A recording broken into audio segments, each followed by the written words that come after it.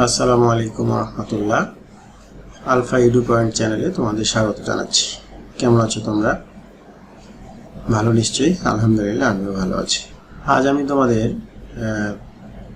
তৃতীয় শ্রেণীর গণিত বইটি নিয়ে একটু আলোচনা করব। অর্থাৎ আমরা প্রাথমিক গণিত তৃতীয় শ্রেণীর যে গণিত, সেই গণিত বইটি আমরা শুরু করব আজকের ভিডিওতে।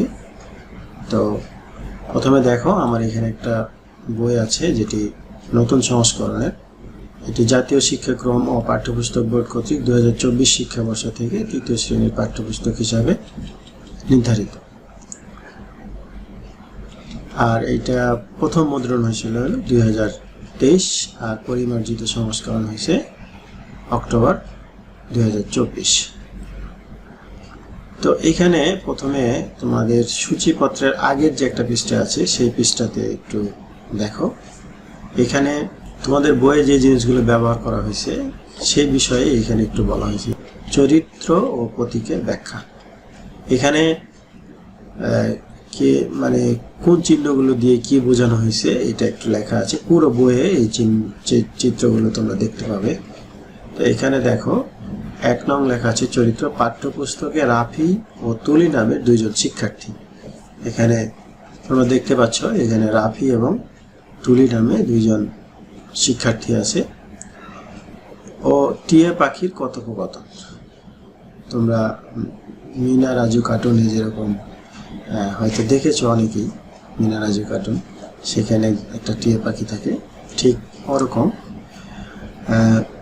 কথোপকথন দেখা হচ্ছে। অর্থাৎ এদের সাথে এই দুইজন এবং টিয়া পাখি, এদের সাথে তিনজনের মানে কথা হবে আর কি। এই বইয়ের মধ্যে বিভিন্ন তাদের আলোচনা ও মতামতের মাধ্যমে শিক্ষার্থীদের গণিতের ধারণা স্পষ্ট হবে, এটা লেখা হয়েছে।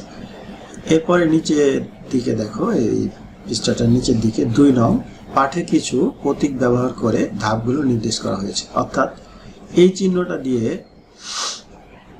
মূল প্রশ্ন, যেটা হলো চলো আমরা সবাই মিলে সমাধান করি।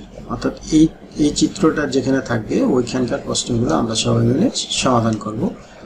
অর্থাৎ দলগতভাবে সমাধান করার চেষ্টা করবে শিক্ষার্থীরা। আর ত্রিভুজ আকৃতি যেটা দেওয়া আছে কাজ, যে চলো আমরা সহপাঠী ও শিক্ষকের সঙ্গে আলোচনা করে সমাধান করি।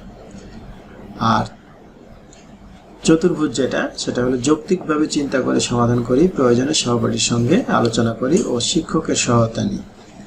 আর বৃত্ত দিয়ে বোঝানো হয়েছে নিজে করি, চলো আমরা নিজে নিজে সমাধান করি। অর্থাৎ এটা অনুশীলনীতে যে সমস্যাগুলো আছে সেই সমস্যাগুলো সমাধান করতে হবে। আমরা বইয়ের ভিতরে যখন বিভিন্ন সমস্যাগুলো দেখব এবং আলোচনা করব এবং সমাধান করব, তখন এগুলো বুঝতে পারবে। আমি আসলে নতুন বই, এই জন্য আমি তোমাদের এগুলো একটু দেখাচ্ছি। তো আজকে আমরা সূচিপত্রটাই শুধু আলোচনা করব, যে সূচিপত্রটাতে কি কি আছে। তো সূচিপত্রে দেখো, প্রথমে সূচিপত্রতে আছে 1 নম্বরে আছে সংখ্যা, 2 নম্বরে আছে হলো যোগ, 3 নম্বরে আছে বিয়োগ, 4 নম্বরে আছে যোগ ও বিয়োগ সম্পর্ক। অর্থাৎ 2 এবং 3 অধ্যায়ে যোগ বিয়োগ করার পরে এই দুইটার মধ্যে যে সম্পর্ক হয় সেই সম্পর্ক নিয়ে আলোচনা হবে। 5ম অধ্যায় অর্থাৎ 5 নম্বর অধ্যায়ে আছে দেখো গুণ, 6 নম্বর অধ্যায়ে আছে ভাগ, 7 নম্বর অধ্যায়ে আছে গুণ ও ভাগের সম্পর্ক। ঠিক দ্বিতীয় তৃতীয় অধ্যায় করার পর 4 নম্বর অধ্যায়ে যে যোগ বিয়োগ সম্পর্ক ছিল, 5ম ও 6ষ্ঠ অধ্যায় করার পর 7ম অধ্যায়ে গুণ এবং ভাগের সম্পর্ক।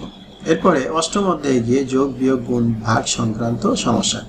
এটাকে প্রাথমিক 4 প্রক্রিয়া বলা হয়। অর্থাৎ যোগ বিয়োগ গুণ ভাগ এর মাধ্যমে বিভিন্ন সমস্যার আমরা সমাধান করতে শিখব এবং সমাধানগুলো করব। এরপরে 9ম অধ্যায়ে আছে ভগ্নাংশ, 10ম অধ্যায়ে আছে বাংলাদেশি মুদ্রা,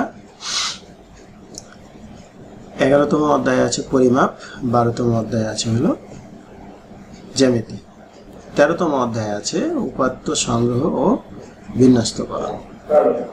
তো যাই হোক, সূচিপত্রটি আমরা দেখলাম। এরপরের ভিডিওতে আমি তোমাদের এই প্রথম অধ্যায় থেকে শুরু করব ইনশাল্লাহ।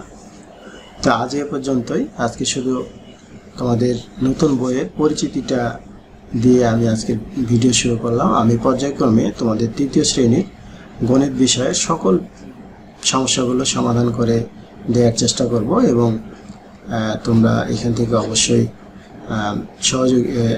অবশ্যই তোমরা অনেক কিছু শিখতে পারবে গণিত বিষয়ে।